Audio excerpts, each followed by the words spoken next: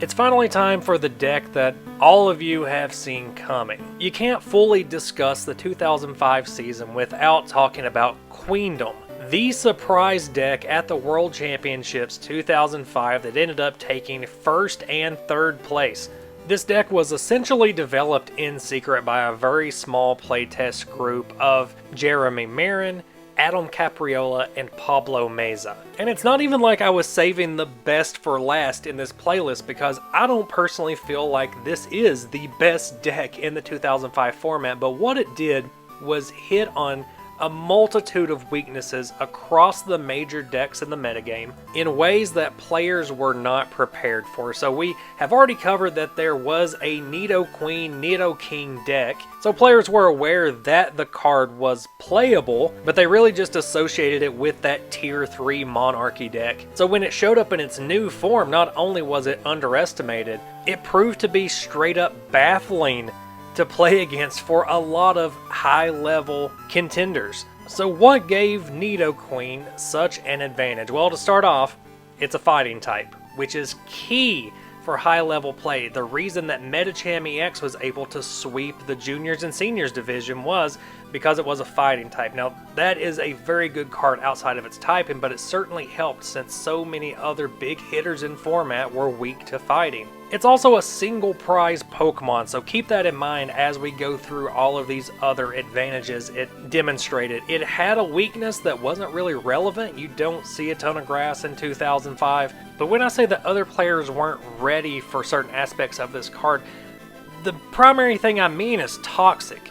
There were a ton of decks whose primary focus was high damage output as efficiently as possible, while very few decks sported special condition strategies. Toxic poisoned the opposing Pokemon, and you place 2 damage counters between turns instead of once. Damage could rack up fairly quickly, so this would force your opponent to either discard energy in retreating to get rid of the special condition, using up valuable switching resources, or just dig through resources to try to rush an evolution card to get rid of that special condition. Not to mention that Toxic would shut off a lot of Poke Powers that decks relied on to get their full engine running. But Toxic was really just the disruptive choice. Power Lariat was a lot more powerful than anyone really gave Nido Queen credit for. Until the World Championships, that is, because this deck is essentially just 2 evolution lines. But between those 2 lines and the plethora of draw and search power that the EX era offered, it was easy to fill your bench full of Nidorinas and Pidgeotos. Yes, Pidgeot is the other line in this deck, which made it even easier to find the cards you needed and get as many evolutions into play as possible, allowing for a very efficient 100 damage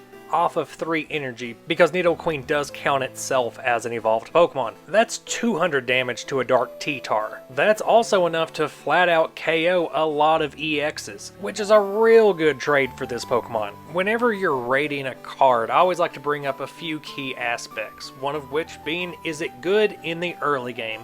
Yes, you can rare candy straight into Nido Queen, as well as rare candy a bunch of other Pokemon like Pidgeys up into Pidgeots to have more evolved Pokemon in play, drop a double rainbow energy, and hit for pretty big damage early game. Is it good in the late game? Also yes, Nido Queen can play a slow game with Toxic and start getting damage counters all around the board, and then come in and sweep with Power Lariats. A lot of decks we've discussed in this 2005 playlist are either early game decks or they're late game decks. There's not a lot of Pokemon included in those that can perform on both sides. The other evaluation I like to use is this card good when you're ahead?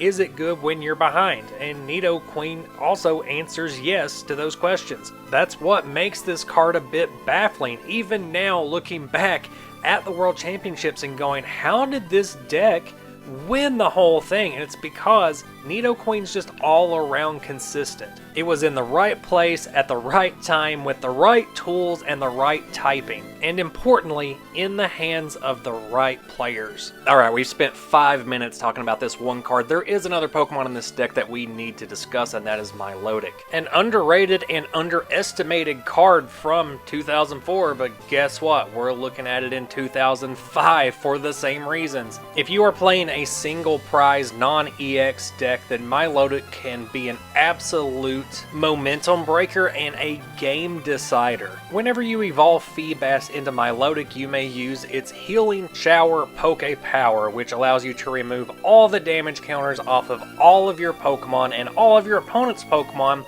except for Pokemon EX. There are no Pokemon EX in this build, so you don't have to worry about any caveats there, but up against a deck like Zapdos EX, where the deck is primarily Pokemon EX, they're not going to get any damage counters removed. You get the majority of the benefit there. So very powerful when played strategically against EX decks, but even if you're up against another single prize deck like Dark Tyranitar, that deck wants to use Spinning Tail over and over and over again to eventually start knocking out all of your Pokemon around the same time. Or your sniping decks that want to hit multiple Pokemon and set them up for future KOs. Well, when you play a Milotic and use Healing Shower, you are absolutely ruining their setup. Even if you're removing damage counters from their Pokemon, it doesn't really matter, especially in the case of Dark Tyranitar, because you're going to slap them super hard with a Nidoqueen anyway. But typically, when you drop this card, you are removing so many damage counters from your side of the board, and Nidoqueen's more focused on OHKOs anyway. It's a pretty simple build. You have your Nidoqueen line, you have your Silver Bullet Milotic,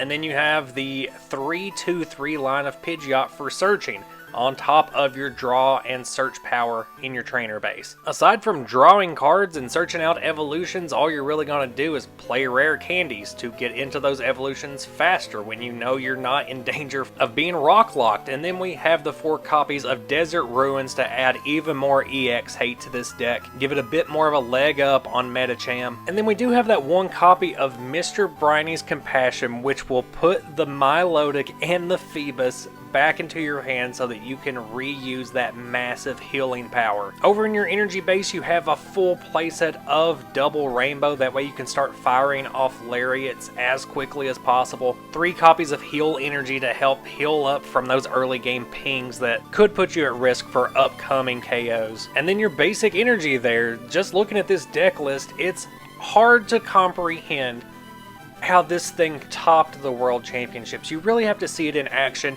and think about it in terms of how it fits into and against the metagame. Get a bunch of Pokemon into play, draw a bunch of cards, evolve all of those Pokemon, score easy KOs with Power Lariat while your opponent is trying to set up, just destroy all of their basics in stage 1s, or if they open with a big threat, like a big basic EX, start wearing it down with Toxic before finishing it with a Queen Mouse Strong Arm. If you need the disruption, it's built in. If you need a quick reset, Milotic is there. The setup is even simpler than most of your hard-hitting decks. The bird is really just in there as another source of evolution cards that you can have on your bench. You might as well have an evolution card that does something for you every turn. I think the Queendom is the prime example of how you don't have to be the best deck in format to top the biggest tournament of that format. Don't get me wrong here, Queendom was the best deck at the World Championships that year, piloted by top tier players that put in the work to develop the best deck for that tournament. But as you'll see when we get into the 2006 season, this was a bit of a flash in the pan. After the World Championships, this deck was still played and it did adapt and integrate new cards as new sets came out, but once the Delta Species sets start hitting, they notoriously had some major power creep happen to where Queendom was really just like a second or third rate deck. But truly, huge kudos to Jeremy, Pablo, and Adam for keeping this deck a secret, playtesting in secret, showing up, showing out, and taking some major wins. This is evidence that you should never completely write off a deck or an archetype, because a lot of times all it takes is some tweaking, some efficiency tweaks, and that third-rate archetype can rocket to the top and absolutely devastate a tournament. I think we're even seeing that right now with Gardevoir decks. Gardevoir decks decks were good upon release of Scarlet and Violet, and then they just weren't relevant for like a full year. But guess what's expected to top the metagame at the World Championships this year? Let's go ahead and wrap this up. As always, give me your comments down below. Let me know what you think about this deck. Have you ever played against this deck? And if you were playing in 2005, 2006, do you remember the repercussions of this deck taking first and third place? I thank you so much for watching. If you like what I do here on the channel, I've got plenty more vintage Pokemon TCG content, as well as some ultra modern collecting content I've been adding here lately. Please check out the channel, and I'll see you on the next one. Bye-bye now.